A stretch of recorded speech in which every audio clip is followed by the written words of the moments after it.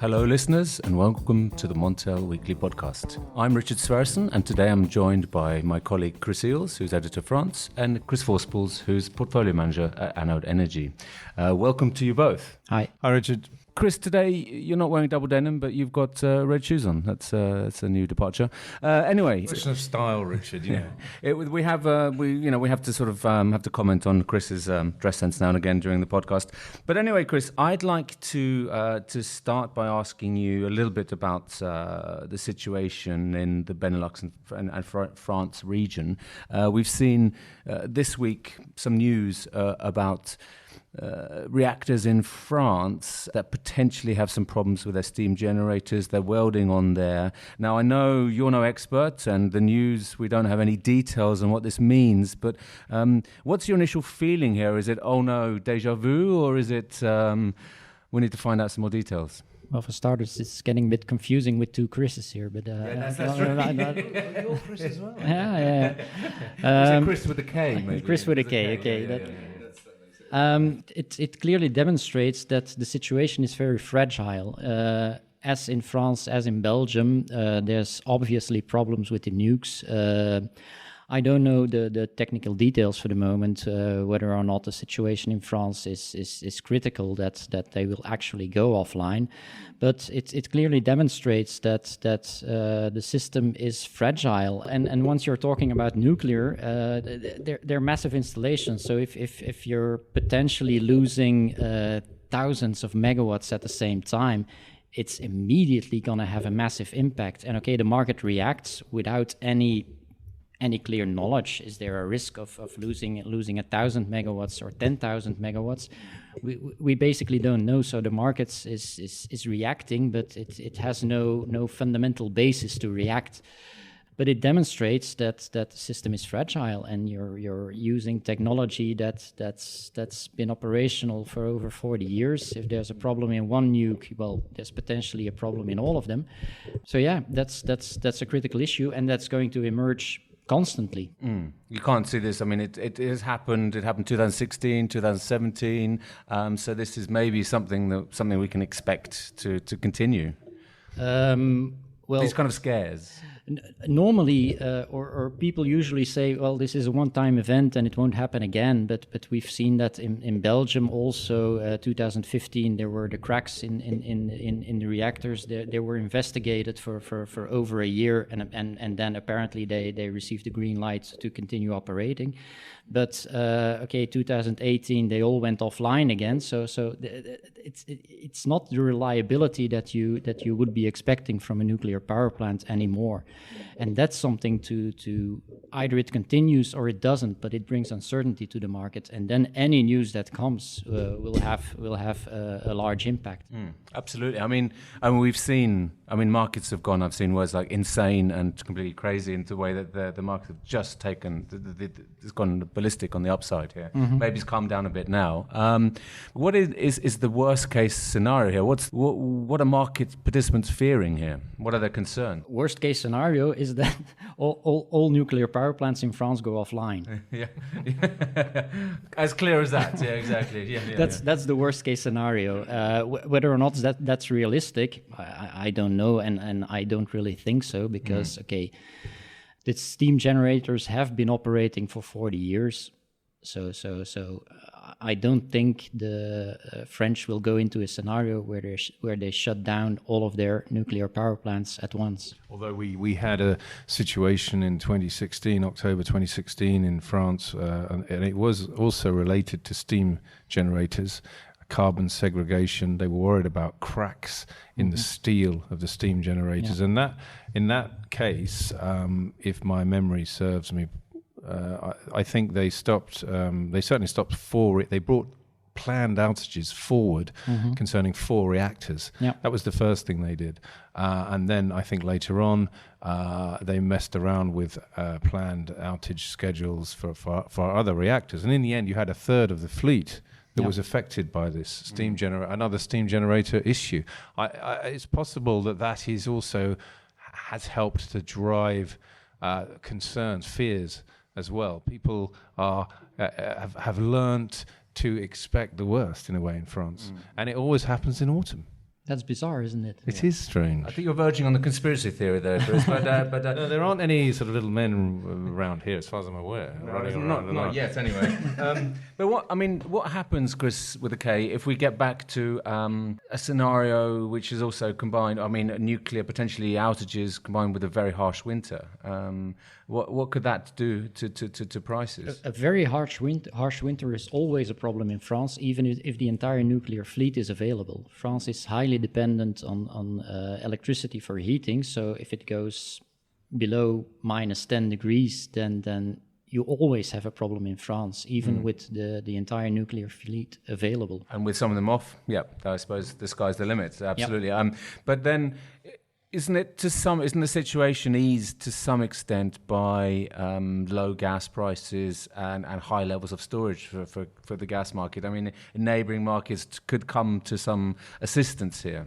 Neighbouring markets always come to assistance if it's very cold, but you can't import more than the maximum capacity. So even with the low gas prices, you still have fairly cheap generation available in other countries, but that's not going to help that much if it gets really cold. But is the problem essentially the fact that the reactors are just too old? I mean, they're getting old. Problems are creeping up. The same issues are creeping up every day, every year. Sorry, not every day. Well, that is indeed a problem, and you also see that in the maintenance schedules. 10 or 20 years ago, they went into maintenance for about a month every 2 years. Now, if a power plant goes into maintenance, they do all kinds of stuff. I don't know what exactly, but maintenance of 1 month, we haven't seen that in a long time. The men in white coats will know about that when they're visiting them. But you're from Belgium, Kris with a K, and we've had some issues there also with these nuclear reactors. Last year particularly, only one of them was online. Yes. Going into the winter, but I think maybe we're lucky that the winter was fairly mild. Yeah, otherwise, indeed. It could have been.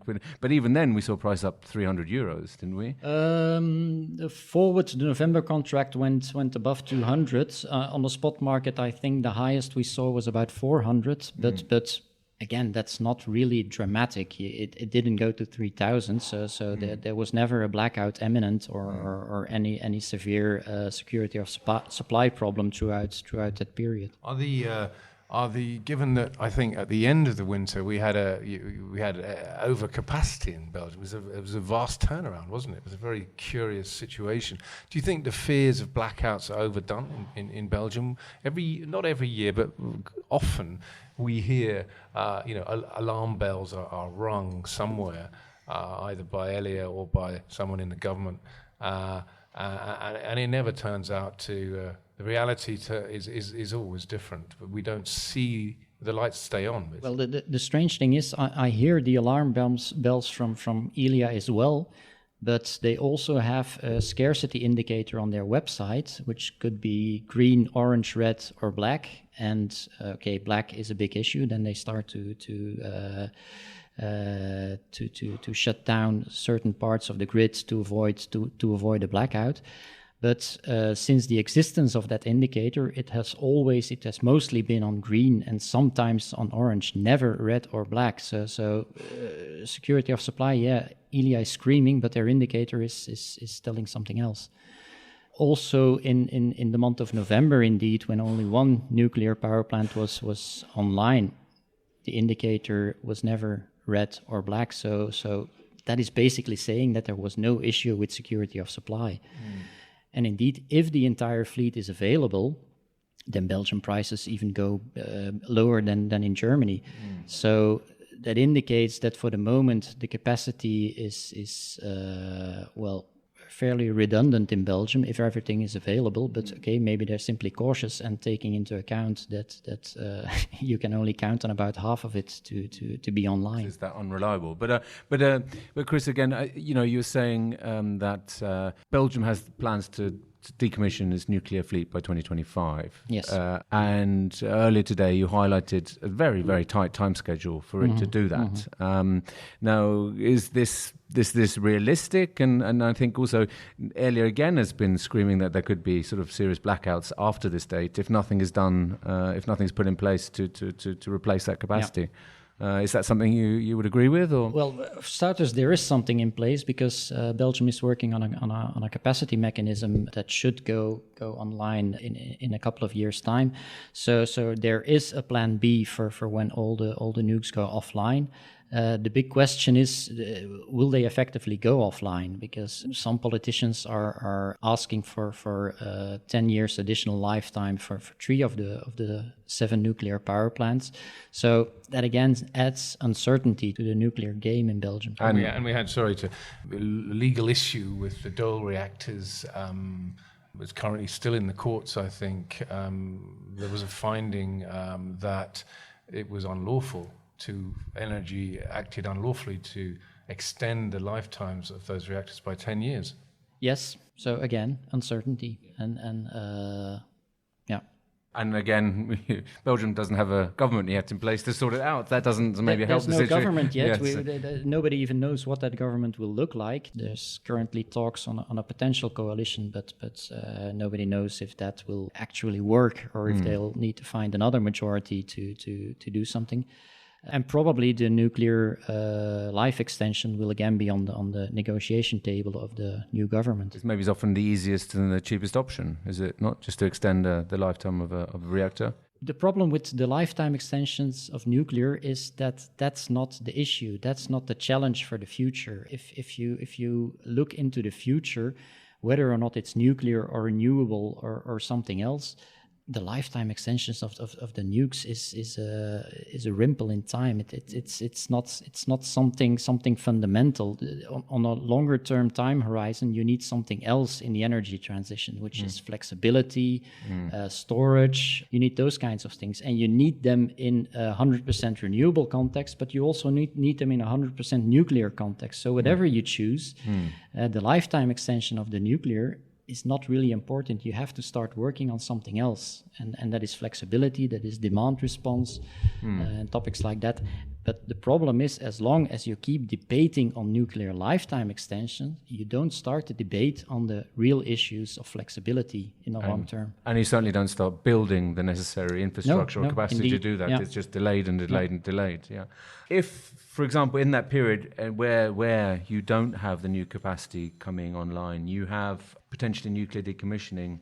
If there's a harsh winter, you highlighted earlier today, as we're speaking at the Benelux Energy Day, that Belgium could be sacrificed for the greater good. Could you explain a bit more about what you meant here? Well, that's the flow-based market. So all the European markets are coupled, and the prices are settled in the flow-based algorithm.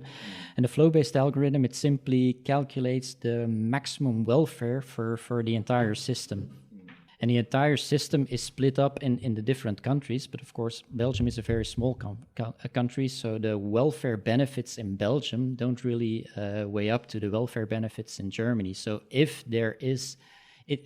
in the welfare optimization, Belgium is often sacrificed. And that's also what you see when you have price spikes in problems in France or Germany or the Netherlands. Then Belgium is usually used as a transit country to solve the problems, the local issues in the biggest countries, which means that in that case, Belgium has no access to import capacity, but they simply have to transit the power from the Netherlands to France or vice versa. And does that mean then that, brownouts, blackouts, or very high prices? I mean, what are the actual consequences of the actual such consequences will probably be that if you have price spikes wherever in Europe, that it will probably affect Belgium or the smallest economic regions in Europe first. So we'd have so they will be sacrificed first in such an occasion. Kris with a C had to leave us. I think maybe he had to fill up his parking meter. But I think another aspect. Oh, here he's coming back. We heard today that also the French energy bill was passed in Parliament, which then actually confirms the 2035 date for phasing out nuclear. Do you think that's realistic? Again, I don't know. That's a political decision, and 2035. That's interesting because that's beyond any political time scope. So that's simply passing on the problem to the next government. That's a commonly used political trick. But in this case, I don't really know what it means. It means you shift the problem to the next or probably even 2 governments from now on. Does it mean, as some have analysed, that you have to extend reactors? Essentially, that's what you have to do. You could potentially extend reactors. Of course, you're facing all the problems with old reactors for the moment. They're not getting any younger. So if you talk 2035, then they're again 20 years older than they are today, or 15 years older than they are today. Probably with larger problems, but you could extend lifetime. I don't know if you can do it indefinitely, but you can extend the lifetime, and that's a bit of a problem for the moment because they're working on a capacity mechanism.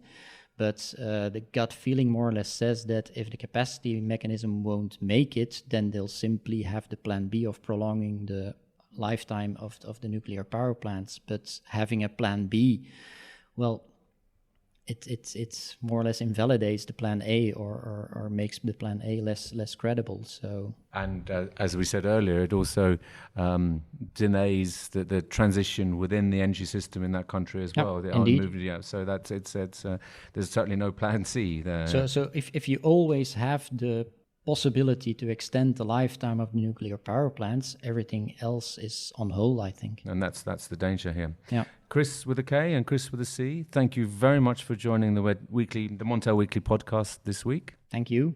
And I thank you. It's been a pleasure. And thank you for joining the Benelux Energy Day. I think all there's left to say now. Please enjoy the rest of the evening. It's a little bit rainy here in Amsterdam, but it's been a pleasure having you here. And please, listeners, keep up to date with the latest news on montelnews.com and follow us on LinkedIn, Twitter, and you can subscribe on Spotify and Apple Podcasts. Thank you very much. Goodbye.